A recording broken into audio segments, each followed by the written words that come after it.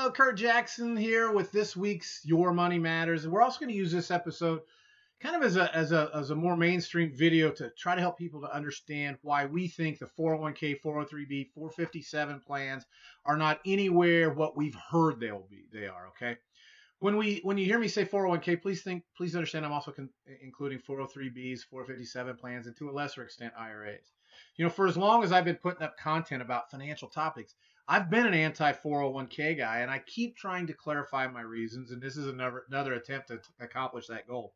You know, in my 20 years in the mortgage industry, and I lived that 1,000 financial lives through my clients, I kept seeing my clients do all the right things, all the things that we've been taught to do our entire lives, and yet nobody was getting ahead. After that market crash 2000 to 2002, my clients were coming back to me, and they had lost a boatload of money.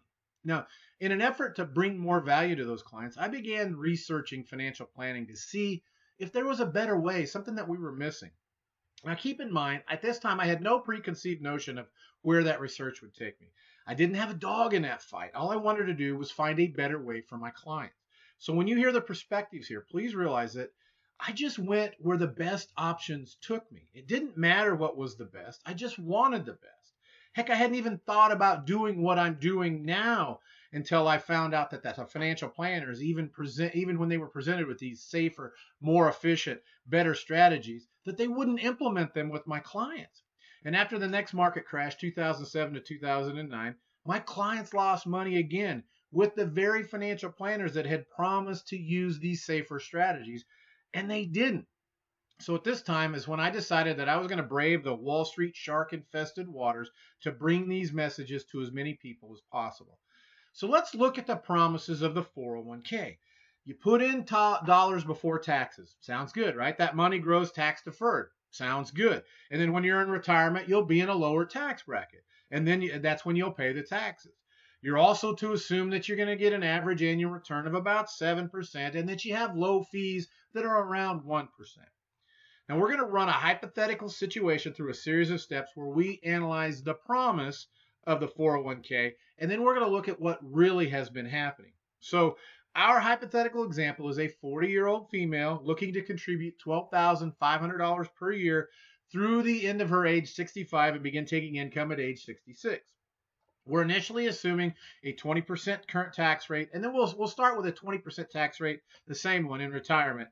And then she's going to take an after-tax income of $59,725. Now, following this model, she would run out of money at age 80, and it would have taken a total of $902,803 in retirement income. Do you think she expected to run out of money at age 80 in retirement? Would you consider that to be a successful retirement?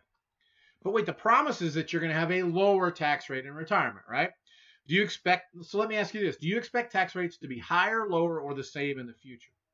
Would you feel better if you planned for a higher tax rate and had it be lower, or if you planned for a lower tax rate and had it be higher in retirement? So let's assume traditional retirement planning is right and that tax rates are lower. So she had a 20% tax rate while she was working. Let's assume she had a 15% tax rate in retirement. So how much difference does that make? Well, she would then run out of money at age 81 instead of age 80 and would have had $997,108 in total retirement income instead of the $902,803 at the higher tax rate. So even if you have a lower tax rate in retirement, does it really make that much of a difference? I know what $80,000, $90,000 is quite a bit of money, but a little more than a year longer in retirement, is that really a big difference? But wait a minute. What have we forgotten about the promise? What are we leaving out about the promise of traditional retirement planning? Oh, that's right. The free money, right? Your employer match. While this certainly can be an advantage, most of the time it isn't nearly as big of a help as we think it is. So let's assume, first of all, that it's not as much as you think. Let's assume it's $1,850 a year. When we do that, our hypothetical person now runs out of money at age 86. And she received $1.28 million in total income. She paid a little over $204,000 in fees and almost $226,000 in taxes. Now stop and think about this for a moment. This is the ideal traditional retirement plan. Defer taxes, employer match, in the market, and have a lower tax rate. Does this look like what you're thinking your retirement would be? Oh, wait a minute. Don't answer that yet. If you make it age 65, according to the 2014 mortality tables, the life expectancy for a male is age 86.6 and for a female is age 88.8. That means that 50% of the people that make it to age 65 will live past that age. A simple calculation means that if you had that you're going to have more than a 50% chance of running out of money. Okay, in this scenario, is that what you want from your retirement? So that's their ideal plan, the traditional ideal plan. What if things don't go as planned? What if tax rates are higher? What if they're 25% in retirement instead of 20 or 15? What would that do to this hypothetical example? So now we're back down to running out of money at age 82. We received 1.018 million in total retirement income. Does that sound like an ideal retirement to you? But wait a minute, because reality continues to set in. Well, they would love for you to think that the fees you pay are only 1%. The truth of the matter, from two 2011 studies, one by Forbes magazine and the other by Morningstar, they're a mutual fund research firm, they found average fees inside of mutual funds, and face it, that's where most people in 401ks have their money, is more than 3%. Yeah, 3%. Did you know that? Okay. Do you know what that means to your money for retirement? Well, in our hypothetical situation here, if we assume that fees were in fact 3% and not 1%, we see that her money now runs out at age 74. Okay? The total retirement income is down to $558,802. Is that what you envisioned for your retirement? But wait a minute, because it still gets worse. Well, they would love for you to also believe that you're going to get an average 7% return. And you might if, and I said if, you stayed in the market. You didn't pull out after losses and wait forever to get back in after most of the gain had already happened. See, human nature kicks in, and we end up selling low and buying high, which is exactly how you don't want to do it if you're in the market. See, there's a research firm called Dalbar, and they do a study each year of what actual average investors do. That's people like you and me. And they look at what they actually earn over 20-year periods. So the graphic that we have up on the screen shows what's happened since the 20-year period that ended in 2006, all the way, and all the 20-year periods that ended up until last year. Do you see any returns anywhere near 7%? The highest was last year. The 20-year period ended in 2014. It was 5.02. But look at 2008. It was 1.87. Do you know for sure that the time you decide to retire, or worse, are forced to retire, wouldn't be at the end of a period like we saw ending in 2008? Can you imagine over a 20-year period only earning 1.87%? That's terrible. If we assume an actual return of 4%, which when you look at these numbers, do you think that looks more realistic to you getting than a 7% return? So let me ask you this. Would you rather base your retirement projections on a 4% return and get a 7% return? Or would you rather base it on a 7% return and only get a 4% return? Which one would make you feel more confident that your retirement was going to be a successful one?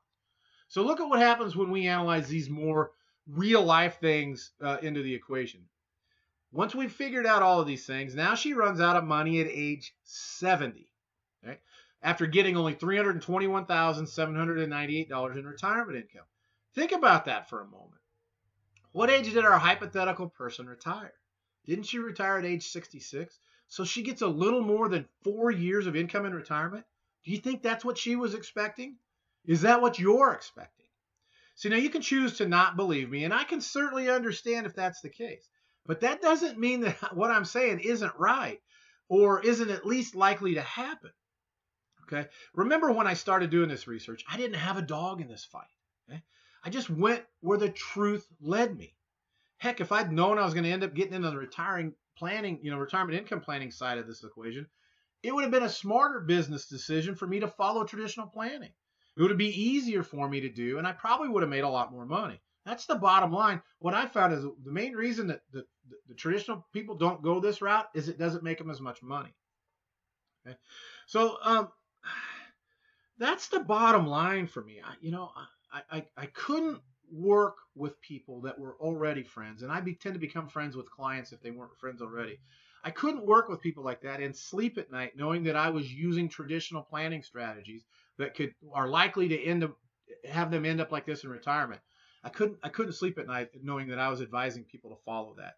So here's one of the things that I found. It's the best option that I've been able to find. Now, that doesn't mean that someone couldn't get lucky and pick the right stock or get in the right situation with a company to make a much better retirement. I mean, what I do could never compete with what happened to Steve Jobs at Apple or Bill Gates at Microsoft. But come on, really, how many people are going to have that happen to them? I wanted to structure my business where I could help people like me, just an average Americans that work hard and want to have a worry-free retirement. Does that sound like you? Here's what I found, and I'm not going to go into much detail about it here. It's a very personal thing that needs to be designed specifically for each person's situation. But it's going to give you an excellent idea of what might happen for you. If we go 180 degrees from the 401k, we pay our taxes up front, we give up the employer match, so we're actually putting less money in retirement. How can that actually work, right? Well, the devil's in the details.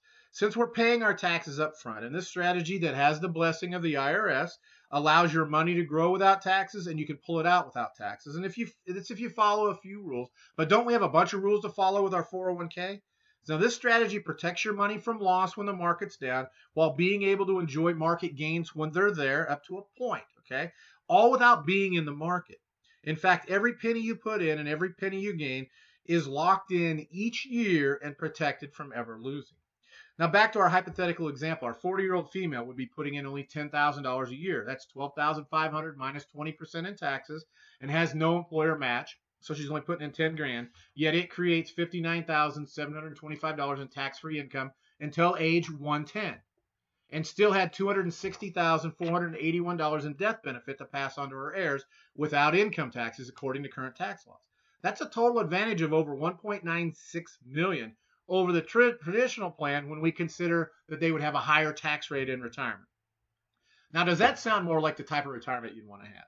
But wait, what if traditional is right and tax rates are actually lower? If we assume that 15% tax rate in retirement, the traditional plan runs out of money at 71 instead of 70, pays her $365,833 in retirement income, but has no money left to pass to heirs, and still lags our plan by $1.88 million. Okay?